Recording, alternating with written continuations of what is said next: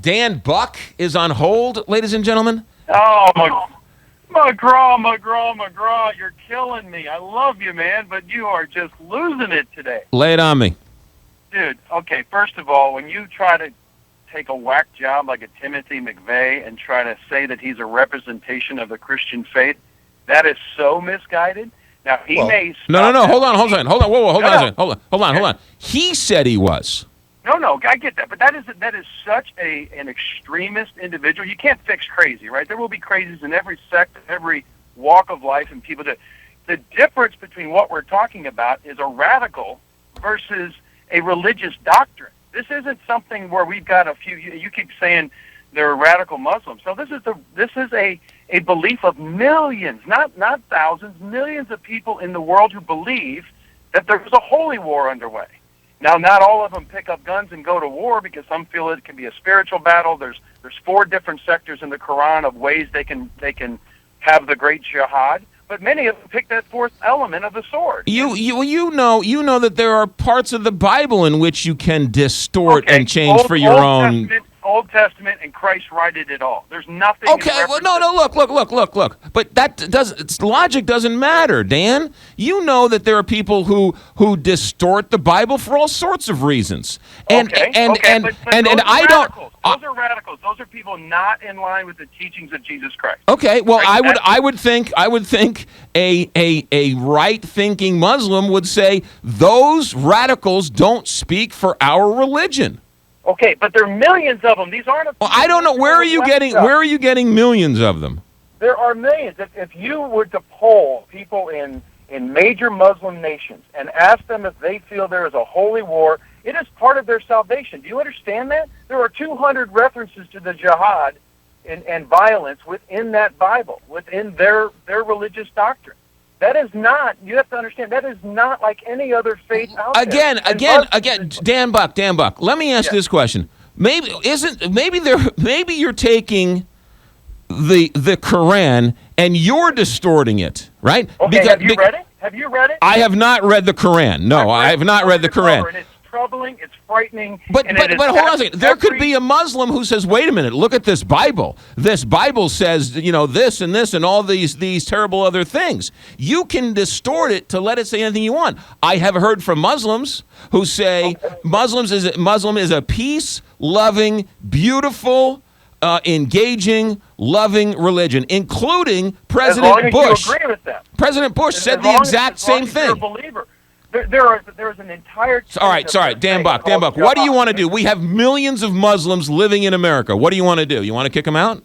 Well, and you know what? They're fearful. The peaceful Muslims are fearful of their own according to you, there are no peaceful Muslims. Oh, no, that's not true. There's probably 80 to 90% of Muslims who don't. But you do understand there are hundreds of millions of Muslims in the world, right? How can you tell me, Dan Buck, that you read the Quran and it is all about jihadists and killing and everything else, and then claim there are peace-loving Muslims?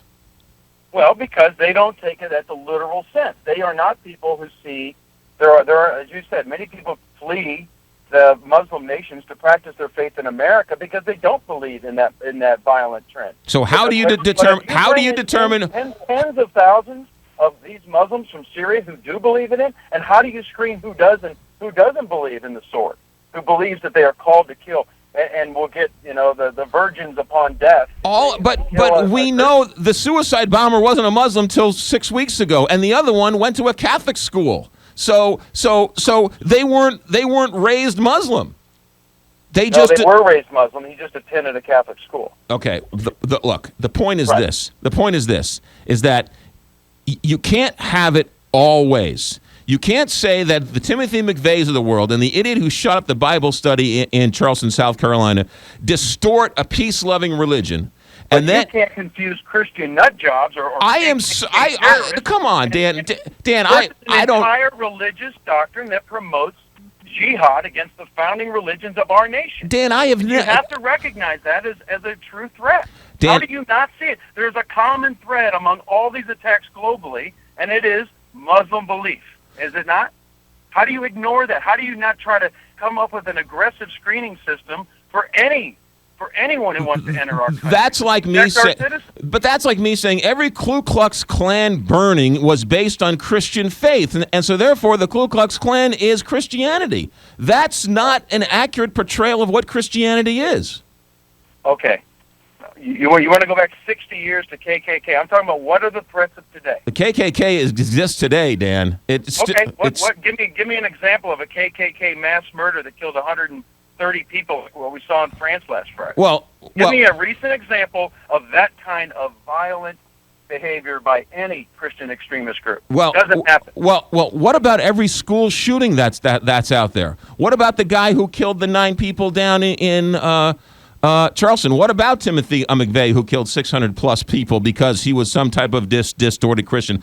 I'm not disagreeing with you, Dan. I'm not saying that these people's whacked-out view on Christianity represents a peace-loving, beautiful religion like Christianity. It is distorted. They distort it, and they don't speak for any true Christian. I agree with you on that. But you understand the upheaval being created is not by a few extremists. It's not being done by a few handful of people. This is a religious doctrine we're against. But again, I don't think the people who are doing these terrible religious, awful terrorist things somehow represent the peace-loving religion of Muslims.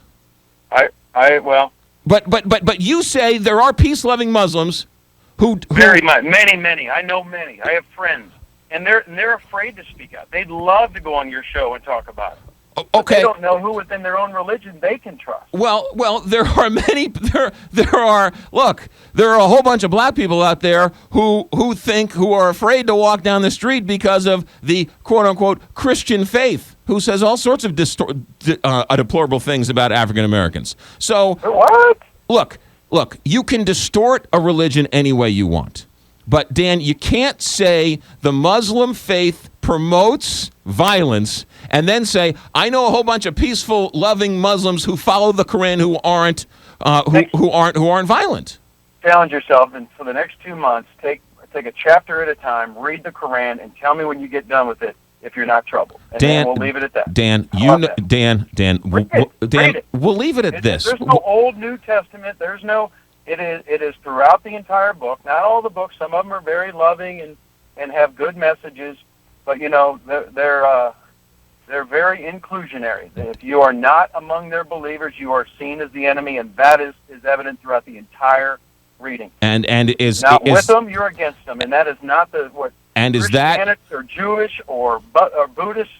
They're not out there killing people because of religious differences. Is that your experience with your good friends who are Muslims? Is what? Oh, of course not. Of course not. Again, I think America's been a refuge for peace-loving Muslims, and they're a wonderful, wonderful religion in America. But I'm telling you, in these extremist nations like Syria, which is what your topic was, when you say that it's not going to thwart the problem by doing aggressive screening or keeping them out, I beg to differ. I've never said I'm against the screening or the vigorous screening. I never said that. I've never said check their beard for lice and let them in. I've never said that. You're saying it won't fix the problem. It won't. You have to draw a line somewhere and do some deterrence, don't you? Well, of course you do. I've never said that. But keeping people who are running in a burning building in the burning building doesn't make any sense to me. And that's not very Christian.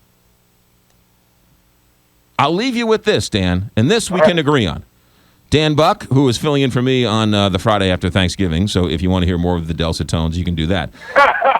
But as you know, I am a good Catholic.